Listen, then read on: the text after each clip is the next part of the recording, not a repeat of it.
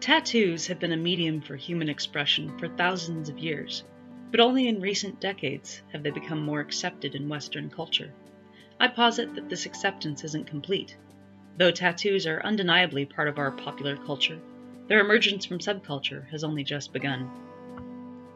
To frame this idea, I'll first include a brief history of the tattoo and discuss its gradual assimilation into the mainstream. I'm going to use examples to show that this body art is inextricably linked to pop culture. Finally, I'll present evidence that suggests this process is not over, that tattoos have not completely transcended the stigma of their past. The origins of tattoos date at least as far back as 3400 BCE, with the 1991 discovery of the Otzi mummy in northern Italy.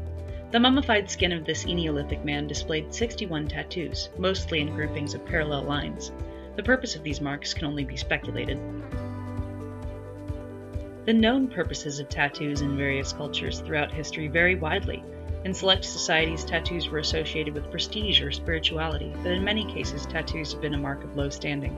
In China and Persia, they were used to identify criminals, and in many parts of the world, tattoos were sadly applied in the same way to slaves. In the United States, tattoos have a long history of association with the fringe. Prior to the 1960s, they were almost exclusively limited to bikers, convicts, and circus performers. For the average middle-class American, a tattoo was unthinkable. That was until the aptly named Tattoo Renaissance from the 60s through 90s. The Tattoo Renaissance is characterized by the advancement of tattooing equipment, the proliferation of tattoo shops, and the general endorsement by celebrity culture. These factors catapulted tattoos into the foreground of postmodern America, shedding some of their social deviance along the way. A 2016 article in the journal Communication and Society cited media as the driving force behind this tattoo phenomenon, beginning in the 60s with musicians like Janis Joplin and continuing today with artists like Justin Bieber or Miley Cyrus. Tattoos are on display for the masses. Athletes, musicians, and actors are subconsciously influencing their fans. This propagation of the art form wouldn't have been possible without the television. As Marcel Denisi puts it, people look to TV to evaluate reality and extract principles of life. Such is the nature of pop culture, enveloping postmodern ideas into its folds as it barrels down the highway of time through generations. By the 2000s, reality TV had expanded its umbrella to include all manner of culture, including the tattoo.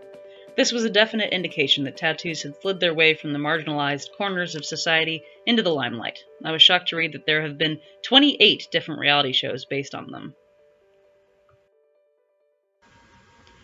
Say what you will about reality TV, but part of its magic is being able to normalize the unfamiliar. In watching the minutiae of daily life of stars like the Osbournes or the Kardashians, we establish relatability. Shows like LA Ink and Ink Master did the same for tattoo artists. Today, tattoo culture has permeated every facet of media, from television onward. There are literally dozens of publications devoted to the art, with magazines like Inked on shelves at the drugstore.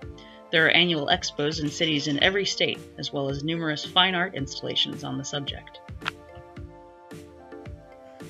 As a visual-based art form, tattoos have flourished in the age of the internet.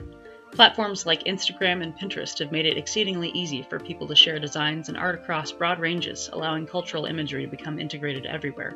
Tattoo styles have blossomed and diversified, keeping up with the pace of pop culture. Online publication BuzzFeed has a section devoted to tattoos, with hundreds of articles describing impossibly adorable tattoos, gorgeous Harry Potter tattoos, and epic Stranger Things tattoos. Scrolling through these titles alone proves that tattoos have come so far from the fringe as to almost become passé. The notion that tattoos are being relegated to the tabloid section might infuriate some artists, but it highlights the enmeshing of tattoos in pop culture. One Vice article specifically asked tattoo artists about their weirdest pop culture ink they've ever done. Their answers ranged from Disney to The Simpsons and everything in between. Tattoos are so commonplace today that getting them on a whim is a frequent practice.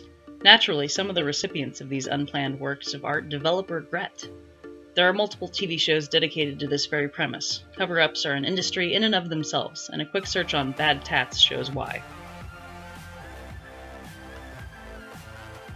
Tattoos aren't limited to purely visual media, as one might expect.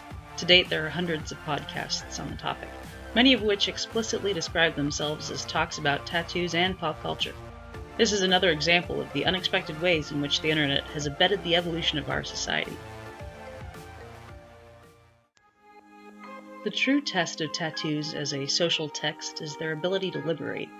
Despite the occasional vapidity of a Tweety Bird or an I Heart Twilight tat, most tattoos still represent a deeply personal symbol. It is for this reason that they have garnered special favor among the feminist community. An article in the journal Feminist Formations explains the relationship that many women have with their tattoos.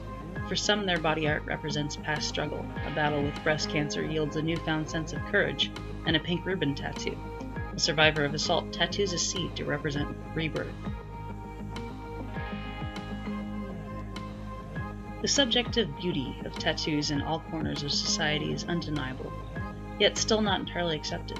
One article in the Journal of American Culture makes the distinction between a person with a tattoo and a tattooed person. The latter describes an individual with extensive body art that may set them apart. There still exists many a rule on visible tattoos in the workplace and in the armed forces. Beyond those policies, though, there are implicit rules in our society that dictate what is and what isn't acceptable, what is mainstream. We're just at the beginning of tattoos becoming that, and with newer generations, that change should accelerate.